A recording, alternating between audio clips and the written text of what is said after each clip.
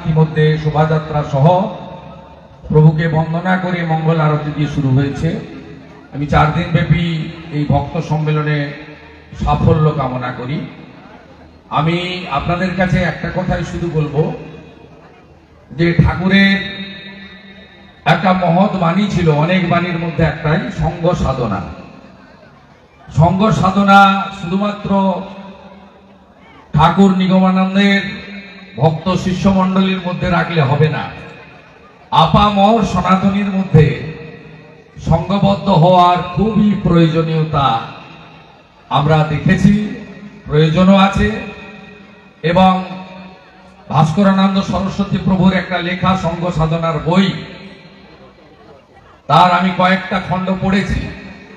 তাতে একটাই কথা যে সবাইকে সঙ্গ সাধনার মধ্য দিয়ে সঙ্গবদ্ধ হওয়া এবং শুধুমাত্র এই ভক্ত সম্মেলনগুলিতে অংশগ্রহণ করা নয়, ভক্ত সম্মেলনগুলি থেকে যে ধরনের আমাদের ঠাকুরের আদর্শ বাণী মত পথ এখানে আলোচিত হবে, তার কিছুটা অংশ গ্রহণ করে নিজেকে প্রকৃত পরিপূর্ণ একজন ভক্ত তথা সনাতনী হিসেবে উপযুক্তভাবে তৈরি করতে হবে।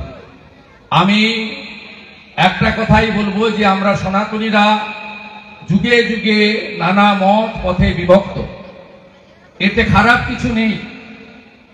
এটার নিশ্চিতভাবে ব্রাহ্মণ ক্ষত্রিয় বৈশ্য শূদ্র থেকে শুরু করে আমাদের ঠাকুরের শিষ্যমণ্ডলী থেকে শুরু করে আর্য সমাজ, ইস্কন, ভারত সেবাশ্রম, রামকৃষ্ণ মঠ ও মিশন বহুভাবে, কিন্তু আপনি সবকিছুর মধ্যে দেখবেন একটাই আমাদের সকলের চলার পথ আছে, মত আছে, সেটা হচ্ছে যার আদি নেই অন্ত নেই, তার নাম হলো সনাতন। সেটা হচ্ছে সবচেয়ে প্রাচীন ধর্ম। আসুন আমরা নিজের নিজের পরিচিতি বজায় রেখে, সনাতনীরা আজকে তারা অস্তিত্ব রক্ষার লড়াই করছে, সেই অস্তিত্ব রক্ষার লড়াইতে গোটা পৃথিবীর সনাতনীরা আমরা ঐক্যবদ্ধ হয়ে আমরা সবাই যাতে আমাদের ঠাকুরের বাণী, ঠাকুরের আদর্শ, ঠাকুরের যে পথ মত, সেটা যেন আমরা অক্ষয় করে রাখতে পারি, এটাই আমার একমাত্র আবেদন। আমি মহন্ত মহারাজকে কথা দিচ্ছি, বামদেব ভাই আছেন, যিনি এখানে আমাকে নিয়ে আসার ক্ষেত্রে অত্যন্ত গুরুত্বপূর্ণ ভূমিকা নিয়েছেন। মহারাজের সঙ্গে আমার আগের আলাপ আছে, ওনার একটা নির্দেশও আমি কয়েক বছর আগে পরম তৃপ্তির সঙ্গে কার্যকর করেছি। আমি মহন্ত মহারাজকে কথা দিচ্ছি, আসামে তো হেমন্তজি আছেই আপনাদের সঙ্গে, এখানেও আরেক সনাতনের সেবক শুভেন্দু অধিকারী আছে। আপনি আপনার মঠ মন্দির ভক্তের সংখ্যা বাড়ান, ভক্ত সম্মেলন আরো বেশি করে করুন এবং সকলকে ঠাকুরের পথে চলার জন্য উদ্বুদ্ধ করুন আর সনাতনীদেরকে ঐক্যবদ্ধ করুন। আমরা অত্যন্ত সংকটের মধ্যে আছি।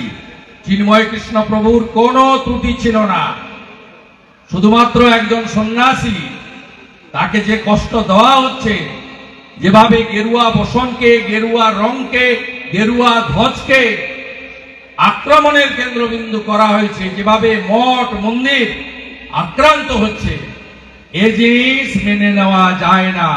গীতা বলে গেছে, ধর্ম রক্ষতি রক্ষিত, ধর্ম রক্ষা আগে, গুরু হি কেবলম, গুরুর কৃপা হি কেবলম। গুরুর আদর্শকে বাঁচিয়ে রাখুন। আপনাদের সঙ্গে আমি আছি, সবাই ভালো থাকবেন। জয় গুরু। জয় জয় গুরু, গুরুদেব কি, মহন্ত মহারাজ কি, ভক্ত সম্মেলন কি, ভারত মাতা কি। জয় গুরু। প্রীতির তীর্থ, প্রিয় সতীর্থ শুভেন্দ্রবাবু যা বললেন তার কোনো তুলনা চলে না। ওনার সমস্ত বক্তব্য এক অক্ষরে পর্যবসিত, বৈদিক সনাতন। গীতায় ভগবান বলছেন স্বধর্মে নিধনাং শ্রেয় পরধর্ম ভয়াবহ। আমার যিনি গুরু ছিলেন 1976